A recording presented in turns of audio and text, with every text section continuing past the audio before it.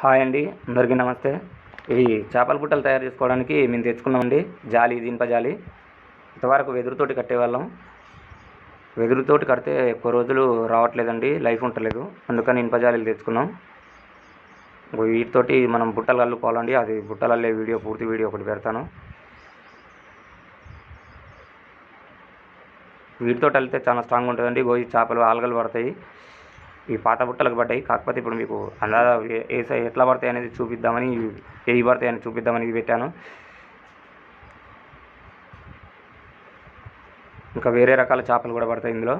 అవి నేను బుట్టలు తయారైన తర్వాత అవి కూడా చూపిస్తా. ఛానల్ని సబ్స్క్రైబ్ చేసుకోండి. రకరకాల చేపలు బట్టి వీడియో చూపిస్తా. వచ్చేది వర్షాకాలం కాబట్టి మనకు అన్ని విధాల నడుస్తుంది.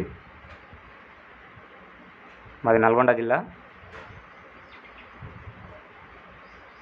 నెక్స్ట్ బుట్టలు ఎలా కడతారు అనేది పూర్తి వీడియో ఒకటి పెడతాను, చూడండి.